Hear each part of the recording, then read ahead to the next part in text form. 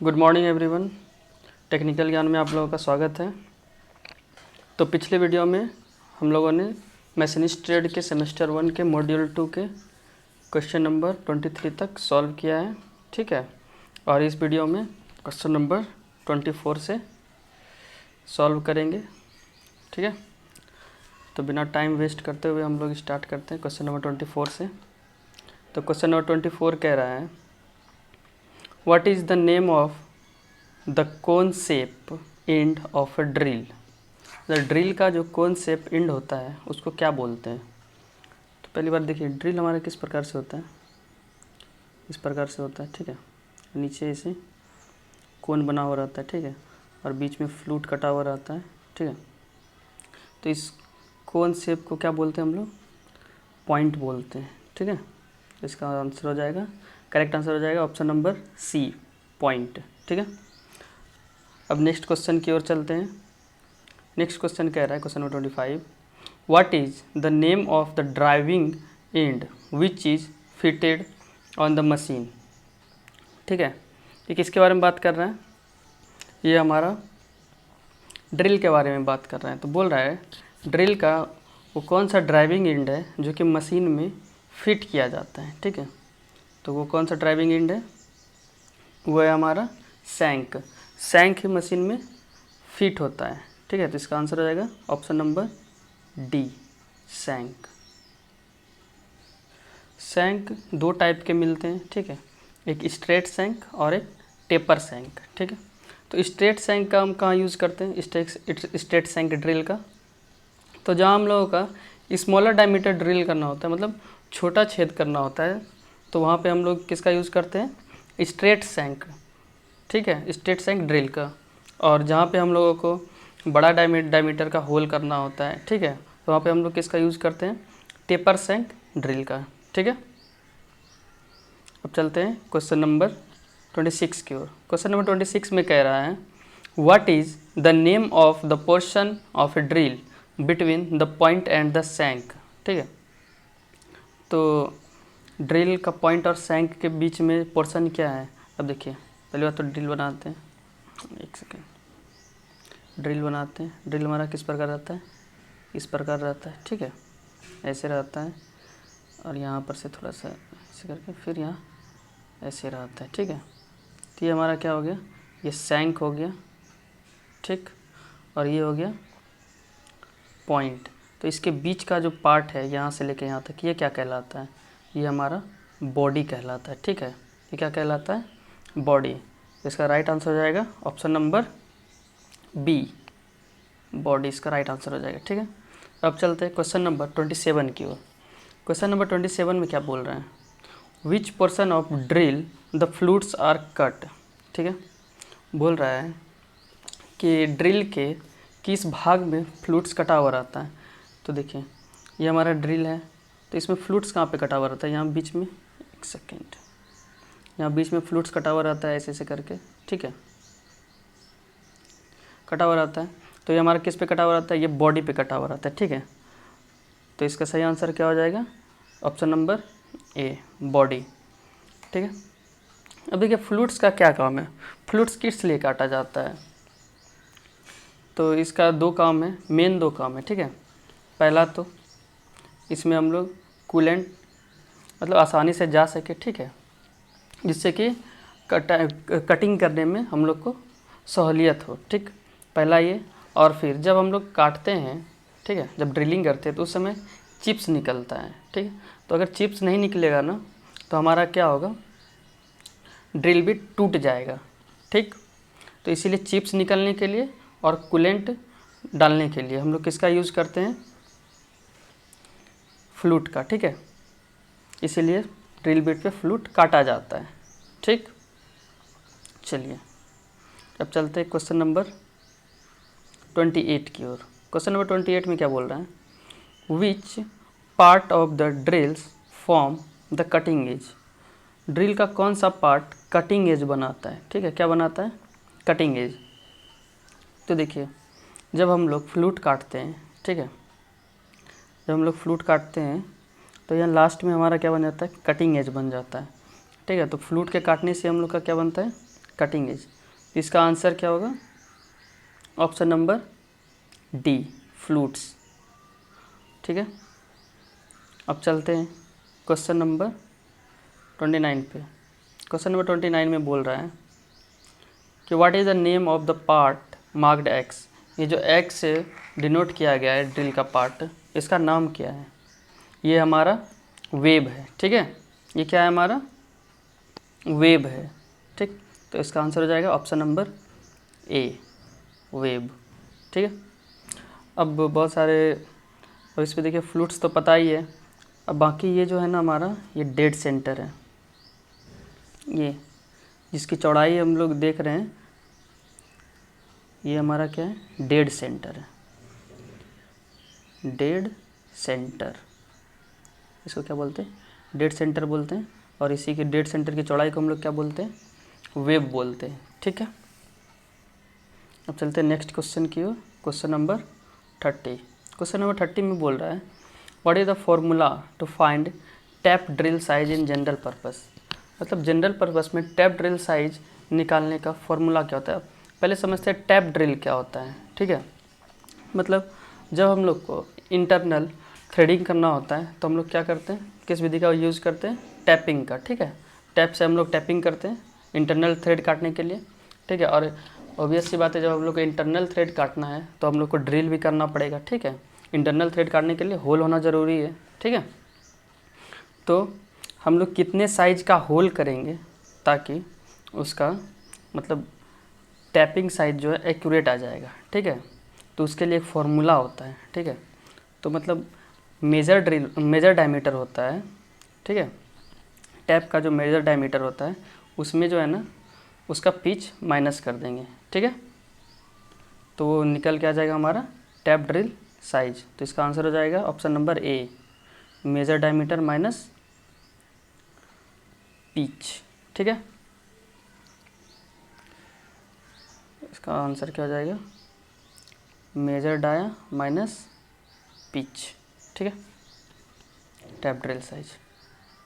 चलते हैं question number 31 की ओर। क्वेश्चन नंबर 31 में बोल रहा है what is mass production. Mass production क्या है?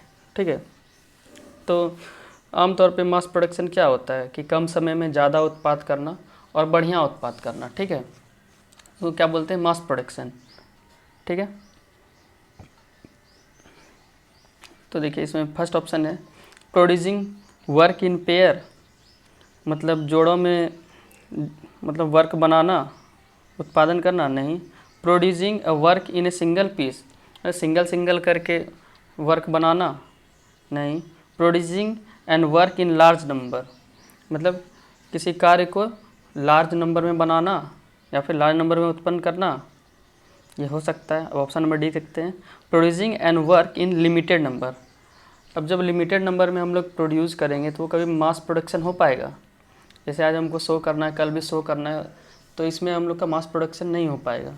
मास प्रोडक्शन क्या होता है? जितना ज़्यादा हम लोग जितना कम समय में जितना ज़्यादा प्रोड्यूस कर सकते हैं। ठीक है, अपनी जॉब को। ठीक है, तो देखिए तो इसका सही आंसर हो जाएगा option number C, producing and work in large number.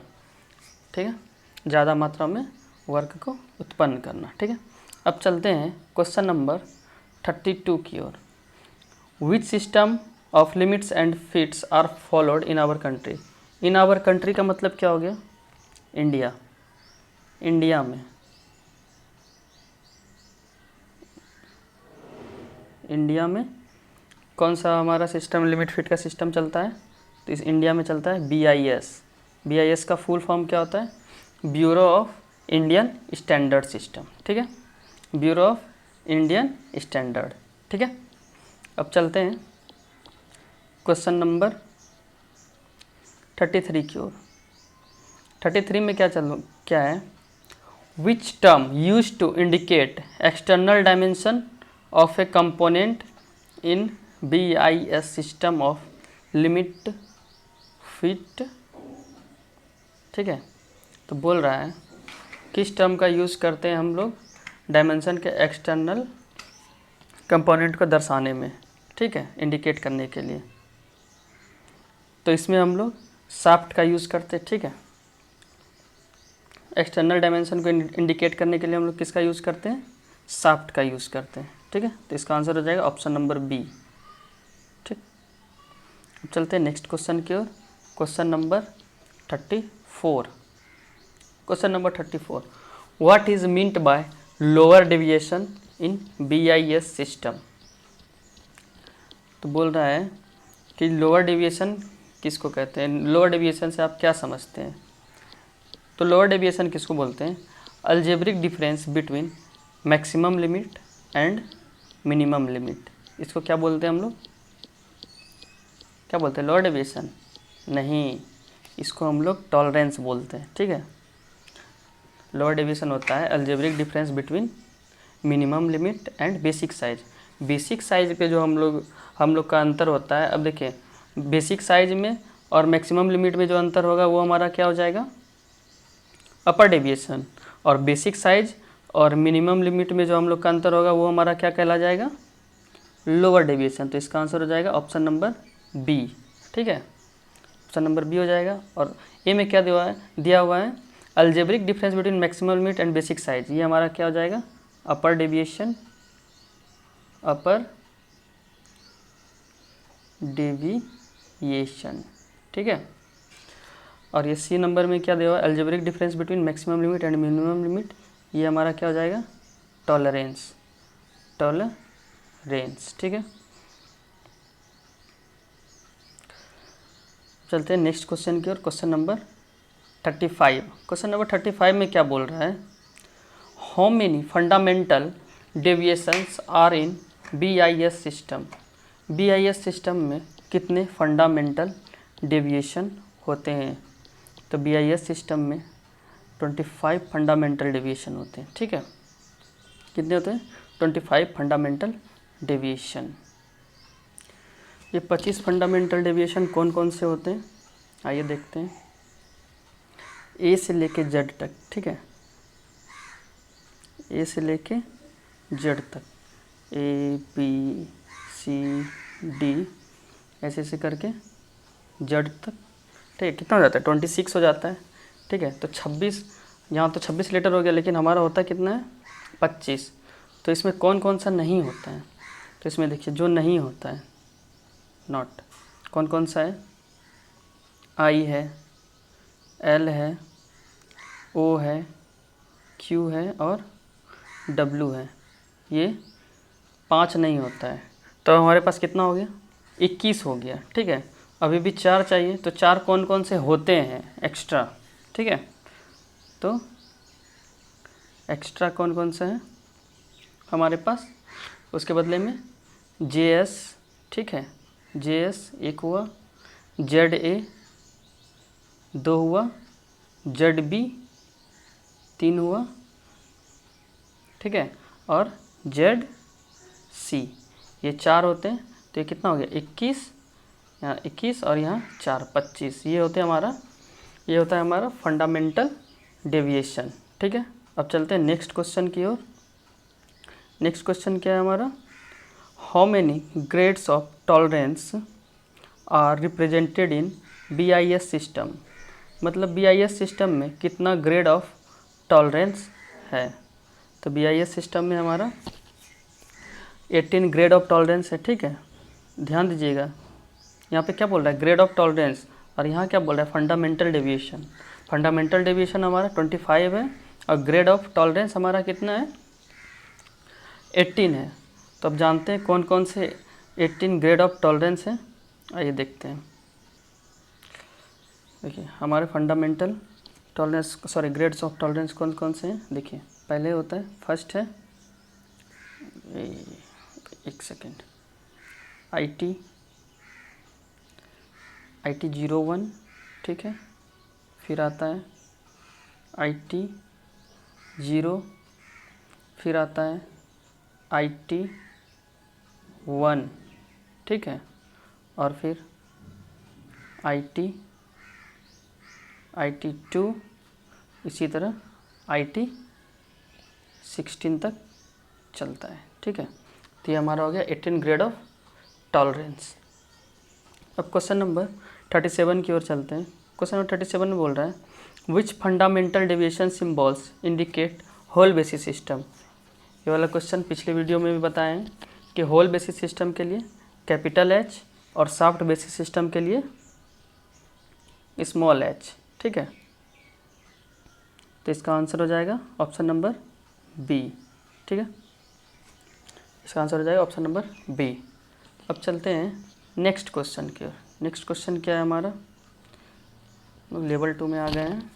ठीक है, लेवल 2 का question number 1।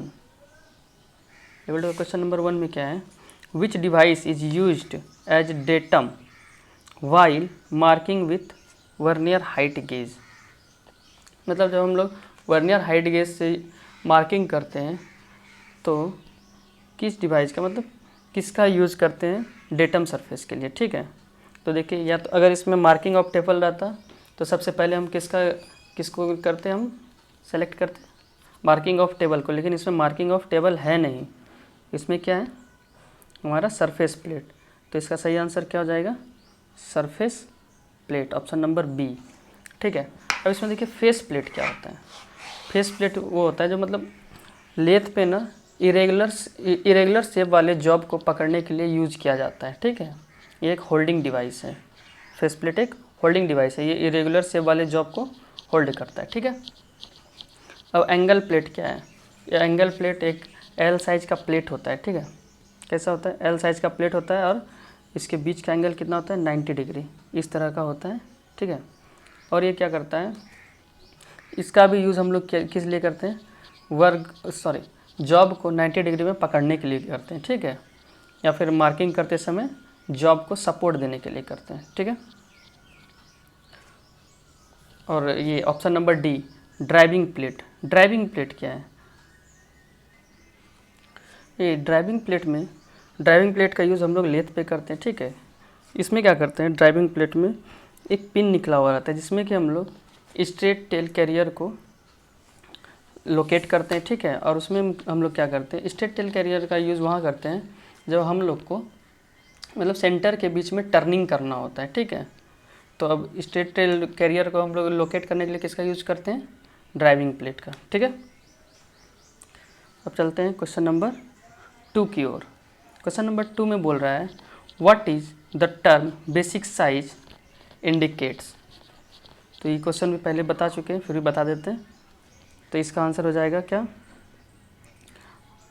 The size based on dimensional deviation are given. मतलब जिस साइज पे डायमेंशनल डेविएशन दिया जाता है, ठीक है, उसको क्या कहते हैं, बेसिक साइज। तो इसका आंसर हो जाएगा ऑप्शन नंबर डी। ठीक है, अब चलते हैं नेक्स्ट क्वेश्चन की ओर, क्वेश्चन नंबर 3 की ओर। How to indicate fundamental deviation of hole in BIS system.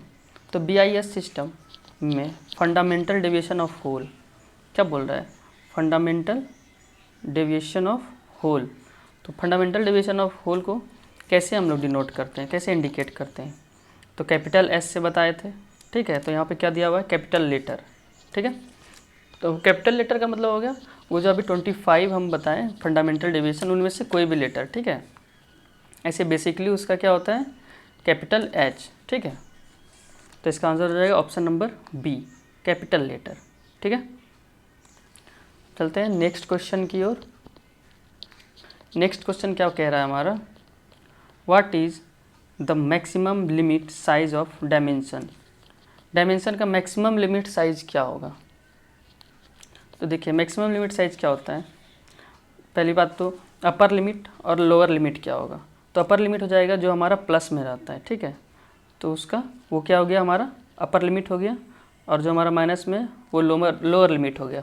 अब कभी कभी क्या होता है कि दोनों हमारा जो लिमिट है वो माइनस में रहता है। ठीक है, तो इसमें क्या ध्यान रखना है, जिसका माइनस के साथ जिसका सबसे कम वैल्यू है वो हमारा क्या हो जाएगा, अपर लिमिट, और माइनस के साथ जिसका अधिक वैल्यू है वो हमारा क्या हो जाएगा, लोअर लिमिट। तो इसमें अपर लिमिट हमारा क्या है, प्लस 0.003। इसका मैक्सिमम लिमिट साइज क्या हो जाएगा, 25 प्लस 0.003, तो क्या हो जाएगा 25.003। 3, ऑप्शन नंबर ए इसका सही आंसर हो जाएगा। ठीक है, अब चलते हैं नेक्स्ट क्वेश्चन की ओर। क्वेश्चन नंबर 5, क्वेश्चन नंबर 5 में बोल रहा है what is the minimum limit of size. Same question है, ठीक है, उसमें मैक्सिमम लिमिट पूछा था और इसमें मिनिमम लिमिट पूछ रहा है। ठीक है, तो मिनिमम लिमिट निकालने के लिए क्या करेंगे हम लोग, ये जो हमारा बेसिक साइज है 50, ठीक है 50, इसमें हम लोग क्या माइनस कर देंगे, जो हमारा लोअर लिमिट कितना है, माइनस 0.02, ठीक है 0.02 है, तो क्या हो जाएगा 89.49 मतलब 49.98। तो इसका सही आंसर क्या हो जाएगा, ऑप्शन नंबर डी। ठीक है, अब चलते हैं नेक्स्ट क्वेश्चन की ओर। नेक्स्ट क्वेश्चन क्या कह रहा है हमारा, what is the tolerance of the dimension. ठीक है, डायमेंशन का टॉलरेंस क्या है, तो देखिए टॉलरेंस का फॉर्मूला क्या होता है, difference between algebraic difference between lower limit maximum limit and minimum limit. तो मैक्सिमम लिमिट कितना है हमारा प्लस, ठीक है कितना है प्लस 0.02, ठीक है डिफरेंस बोलता है, ठीक है difference between maximum limit and minimum limit, तो डिफरेंस लेंगे किसका, माइनस 0.02 का, तो ये कितना हो जाएगा हमारा 0.02 प्लस 0.02 इज इक्वल टू 0.04। इसका राइट आंसर हो जाएगा ऑप्शन नंबर बी 0.04। ठीक है, अब चलते हैं नेक्स्ट क्वेश्चन की ओर। अगला क्वेश्चन क्या बोल रहा है, which part of the drill carries the coolant to the cutting edge. ठीक है, ये क्वेश्चन बता दिए थे कि कटिंग मतलब ड्रिल का कौन सा पार्ट कूलेंट को कटिंग एज तक ले जाता है। ठीक है, तो किस पार्ट से जाता है, कूलेंट फ्लूट से, ऑप्शन नंबर सी। ठीक है, इससे कूलेंट अंदर जाता है और चिप्स बाहर आता है। ठीक है, अब चलते हैं नेक्स्ट क्वेश्चन की ओर, क्वेश्चन नंबर 8 की ओर। तो क्वेश्चन नंबर 8 में क्या है हमारा, what is the name of the operation for making holes on work piece. बहुत ईजी क्वेश्चन है, मतलब वर्क पीस पे होल करने के लिए जो हम लोग ऑपरेशन करते हैं उस ऑपरेशन को क्या बोलते हैं, किस ऑपरेशन से हम लोग होल कर सकते हैं, सही जवाब ऑप्शन नंबर बी। ठीक है, ऑप्शन नंबर बी से हम लोग होल कर सकते हैं। ठीक है, जिसको ड्रिलिंग बोलते हैं। ड्रिल का मतलब क्या हुआ, होल करना।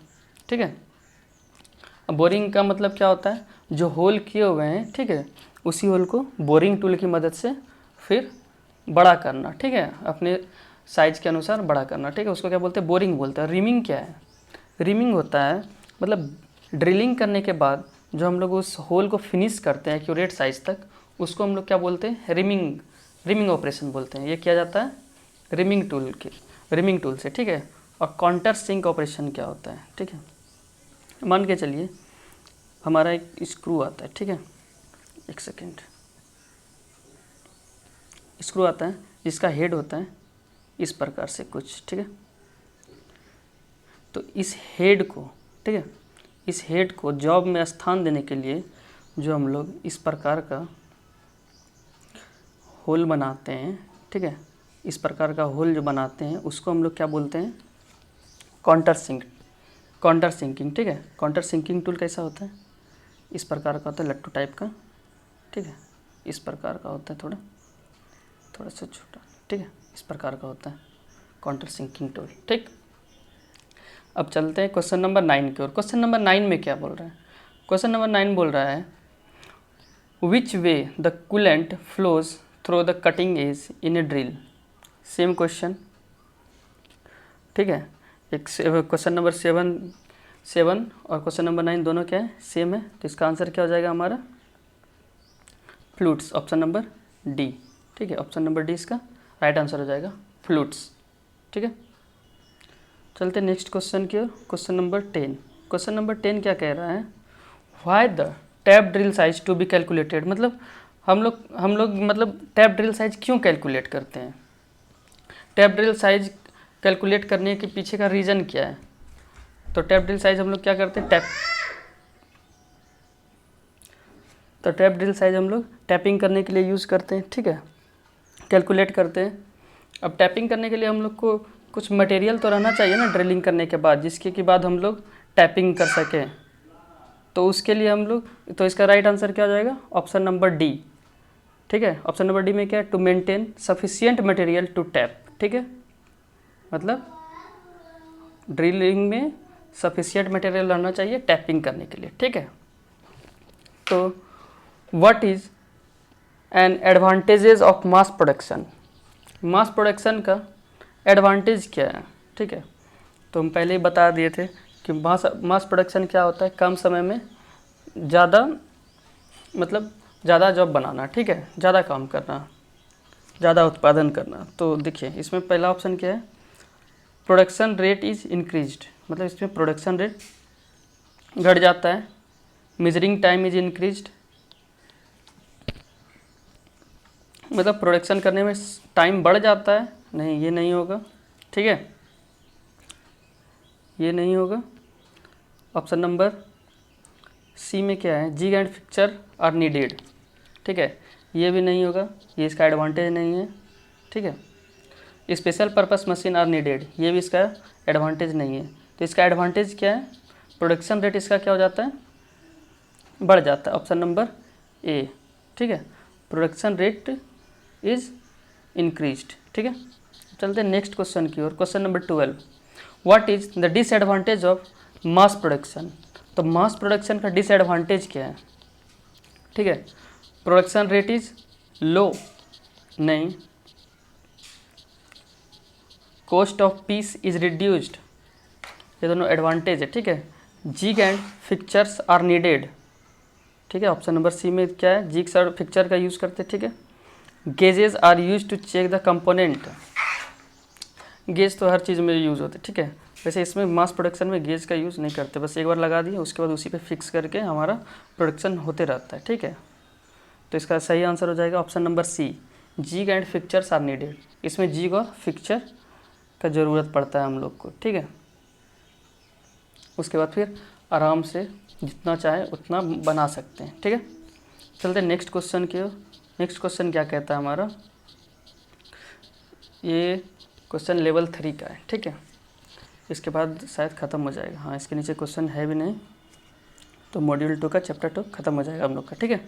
तो लास्ट क्वेश्चन क्या है हमारा, what is the reason for using dial test indicator instead of scriber point in vernier height gauge.